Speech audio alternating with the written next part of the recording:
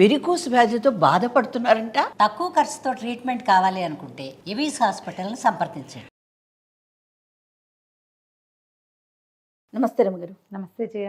రమ్మగారు, కొంతమందికి ఎట్లా అనిపిస్తుంది అంటే మేము చాలా కష్టపడతాం, ఎంత అంటే మాటల్లో చెప్పలేం, కానీ మా కష్టం నిలబడదు, ఎప్పుడూ ఒక్క రూపాయి ఉండదు. కష్టం అంటే ఇన్ ద సెన్స్ మనం డబ్బులోనే కదా చూసుకుంటాము, ఎందుకని ఇట్లా జరుగుతుంది అని ఒక ఆలోచన, ఒక ప్రశ్న వస్తూ ఉంటుందండి.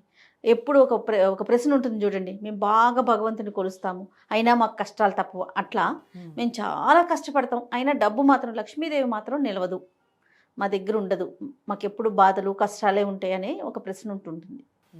ఆలోచన రాకుండా ఉండాలి అంటే మనం అసలు మన నడవడిక కానీ మన నడతలో కానీ ఎలాంటి మార్పులు చేసుకోవాలి? బేసిక్గా జయ, డబ్బు ఎప్పుడు కూడా చెంచల కదిలిపోతూనే ఉంటుంది. మనకు ఒక రూపాయి ఇచ్చింది అనుకో, రూపాయిగా ఎలా ఉంటుంది, అది పాపాయిల్ని పెట్టదు, దాని దారిని అది ఉంటుంది. మనం ఏం చేస్తాము, ఖర్చు పెంచుకుంటాం, ఖర్చు చేస్తాం. ఓ 80 పైసలు ఖర్చు పెట్టాం, ఓ రూపాయలు అంటే ఓ 100 రూపాయలు 80 రూపాయలు ఖర్చు పెడితే 20 రూపాయలు దాస్తాం. జనరల్గా అందరు చేసేదే కదా. కొంతమంది ఎట్లా ఉంటారంటే 100 రూపాయలు వస్తే కనుక 200 ఖర్చు ఉంటుంది వాళ్ళకి ముందుగానే. అప్పుడు డబ్బు ఎట్లా ఉంటుంది, సంపాదన పెరుగుతూ ఉంటే లివింగ్ స్టైల్ పెంచేసుకుంటూ ఉంటారు. పాత లివింగ్ స్టైల్లో ఉండరు, కొనుబళ్ళు అది చుట్టుపక్కల వాళ్ళ నుంచి మన దగ్గర డబ్బులు ఉన్నాయి కదా అని ఖర్చులు పెంచుకుంటాం. అందరూ చేసేదే, మనిషి అన్న ప్రతివాడు ఇదే చేస్తాడు జయ. మనకి ఎంత డబ్బు వచ్చినా పూర్వకాలం పద్ధతిలో ఆ తక్కువ ఖర్చుతోనే ఉండే జనాల్ని మనం అసలు ఈ రోజున చూడం. మామూలుగానే బేసిక్ నీడ్సే మనవి పెద్దవైపోయినాయి ఇప్పుడు. ఈ ఊళ్ళలో హైదరాబాద్లో చోట 30-40 వేలు వస్తే కానీ అసలు కుటుంబం బతికేది లేదు. ఎందుకంటే ఇప్పుడు బాగా సంపాదించే వాళ్ళు అదే బియ్యం తినాలి, సంపాదన లేకపోయినా అదే 50 రూపాయల బియ్యం. 25-30కి బియ్యం వచ్చే రోజు అసలు పోయింది. ఖర్చు సమానం అయిపోయింది కదా, కూరలు అంతే, సామాన్లు అంతే, సరుకులు అంతే. అవి ఏవి చీప్గా దొరుకుతాయి? మహా అయితే అక్కడెక్కడో మార్కెట్కి వెళ్తే తక్కువకు రావచ్చు, అక్కడెక్కడికో వెళ్ళిన వస్తువు నిలవ పెట్టుకునేసరికి వేస్టేజ్లు అయిపోతాయి. లివింగ్ ఇది అందరిది ఒకటే. ప్రతివాడికి 2 పూట్ల అన్నం కావాలా, 1-2 కూర కావాలా, అదే చింతపండు, అదే బెల్లము, అదే ఉప్పు, పప్పు, నూనె, ఎండుమిర్చి అవే వాడుకుంటాం అందరం, అదే కదా. మన భోజనం వేరు, వాడి భోజనం వేరు, తక్కువ జీతం వాడి భోజనం వేరు కాదు అసలు. ఎక్కడ తేడాలు వస్తాయి? ఇళ్ళ ఖర్చులు, ప్రయాణపు సాధనాలు, బట్టలు పాతలు, నగ నాణ్యం నిలవ పెట్టడము, ఏమైనా కొనుక్కోవటము, వాటిల్లో తేడాలు, పై ఖర్చుల్లో తేడా వస్తాయి అంతే. ఆహారం అందరికీ ఒకటే కదా. ఈ పై ఖర్చులు జనరల్గా మనం పెంచేస్తాం. ఈ పెంచుకునేసరికల్లా డబ్బు కనపడదు.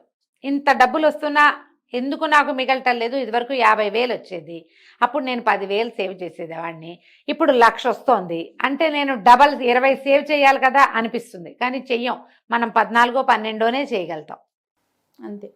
ఎందుకంటే ఈ పెరిగిన వారడి మనం పెంచేస్తున్నాం, ఖర్చు పెరిగిపోతుంది. మనం బయట తినేది పెరిగిపోతుంది, బట్టలు కొనేది పెరిగిపోతుంది, మారిపోతుంది. ఎవరికైనా ఇచ్చేది, ఎక్కడికైనా వెళ్ళేది, ఏమైనా కొనుక్కునేది ఎక్కడ తగ్గం. మనం వాడే ఫోన్ దగ్గర నుంచి అన్నీ మార్చేస్తాం. ఈఎంఐలు పెట్టేసుకుంటాం, డబ్బులు వస్తున్నాయని ఈఎంఐలు పెట్టేస్తాం, ఇంకో 2 వస్తువులు కొనేసుకుంటాం, ఇంకా ఎక్స్ట్రా స్టోరేజ్ కొనేసుకుంటాము, పెంచుకుంటూ పోతాం. ఈఎంఐ ఆప్షన్స్ వచ్చాక రమ్మగారు మరి చాలా ఎక్కువైపోయింది, కొనుబళ్ళు ఎక్కువైపోయింది. మనం చేయగలమా లేదా, మనం కట్టగలమా ఆలోచించినా రావట్లేదు. ఎంత పెద్ద వస్తువైనా చేతిలోకి వచ్చేస్తుంది, అది తర్వాత కడతాం, మనకు తెలియటం లేదు. కానీ ఏమవుతుంది, ఎండ్ ఆఫ్ ద డే చూసుకుంటే మనం నిలవలో లేము, మనం సంపాదించిన దానికి తగినట్టుగా మన దగ్గర నిలవలేదు అనేది మనకి తెలుస్తూ ఉంటుంది. బేసిక్ ఒకటి ఎవరికైనా కావాల్సింది ఇది. నువ్వు కార్పొరేట్ స్టోరీస్లో కనపడుతుంది, బ్యాంకర్లు మనకి అడ్వైజ్ చేసే బ్యాంకర్స్ వస్తారా, వాళ్ళు చెప్తారు, సంపాదన పెరిగిన వెంటనే ఇమీడియట్గా నువ్వు ప్లాన్ చేయాల్సింది సేవింగ్స్. అంతే.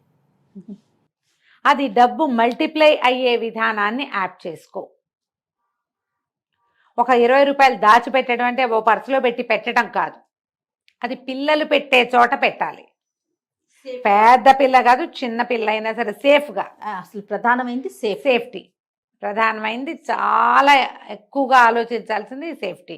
చిట్టీలు కట్టడము, ఎక్కడైనా నమ్మకమైన చోట డబ్బులు పెట్టడం, అదుపు పెట్టడము, తర్వాత ఇప్పుడు మనకి గోల్డెన్ వచ్చినాయి, ఏమంటారు దాన్ని, మ్యూచువల్ ఫండ్స్ లాంటివి.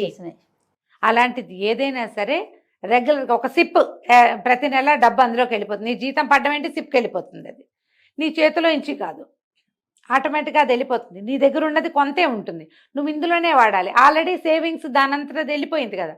నీకు డబ్బు జీతం హైక్ వచ్చింది అంటే ఇమీడియట్గా నువ్వు చేయవలసింది అది. మనం ఏం చేస్తామంటే హైక్ వస్తుంది అనగానే మనం అవి కొనుక్కోవాలి ఇవి కొనుక్కోవాలని ఆలోచన కదా, పెట్టుకుంటాం.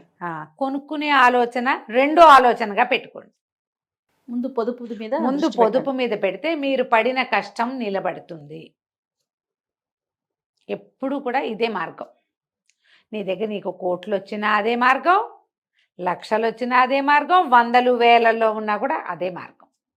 పొదుపు వైపు ఆలోచించాలి తప్పకుండా. ఎవరైనా సరే దాన్ని ఎక్కడైనా ఇప్పుడు కొంచెం పెద్ద పెద్ద అమౌంట్స్ అనుకో, ఏదైనా స్థలాలు లాంటివి కొనిపెట్టుకోవాలి.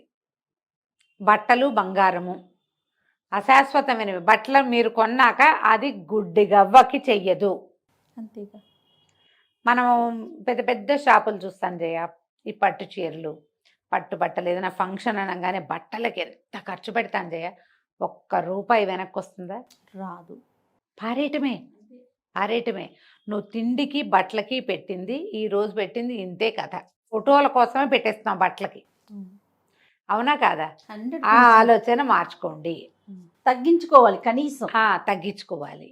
ఇప్పుడు కానీ నువ్వు బంగారం కొంటే కొంత నయం కొంత, కానీ ఈ రోజున బంగారం వెర్రెత్తినట్టు పెరిగిపోతుంది. ఎప్పుడు పెరుగుతుందో తెలియదు, ఎలా డమాలంటుందో తెలియదు. అంత దాకా ఎందుకు రమ్మగారు? డైమండ్స్ చూడండి. అవును, డైమండ్స్ అంటే ఎంత కాస్ట్లీ ఉండేవి, అందరు కొనుక్కుంటున్నాం. అలాంటిది మిషన్ మేడ్ డైమండ్స్ వచ్చేసినాయి. దానికి దీనికి ఏ మాత్రం తేడా లేదు. పాపం అది అంత కాస్ట్ పెట్టి కొనుక్కున్న వాళ్ళ పరిస్థితి ఏంటి? నిజంగా 1,00,000 పెడితే గానీ ఇంత దుద్దులు రావు. ఇప్పుడు 30,000కే అవి వచ్చేస్తున్నాయి కదా. హ్యాండ్ మేడ్ మిషన్, అదే ఏమంటారు, మిషన్ మేడ్ డైమండ్స్ వచ్చేస్తున్నాయి. కాబట్టి ఆలోచించి చేయండి ఏది చేసినా. ఈ తర్వాత ఇంకా రెండోది, మీరు ఏదైనా చిన్న స్థలము, ఇల్లు ఏదైనా కొనిపెట్టుకుంటే అది మల్టిప్లై అయ్యేందుకు అవకాశం ఉంది. ఇళ్ల మీద పెట్టామనుకో అంత డబ్బు రాదు. అవును. కానీ ఏదైనా రియల్ ఎస్టేట్లో మదుపు పెట్టుకోగలిగితే జాగ్రత్తగా చూసి చేసుకోండి. చూసి చేయడం చేసి ఈ అడ్వర్టైజ్మెంట్లకి పడద్దు.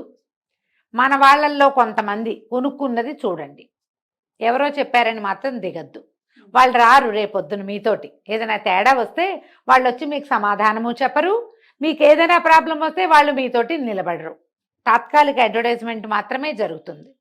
అలా కాకుండా మల్టిపుల్గా ఒక 50 మంది 100 మంది కొంటున్న చోట కొనుక్కుంటే ఏదైనా ప్రాబ్లం వస్తే ఏడ్చేదాని మొగుడు వస్తే నా మొగుడు వస్తాడని ప్రాబ్లంలో వాళ్ళైనా సహాయం ఉంటారు.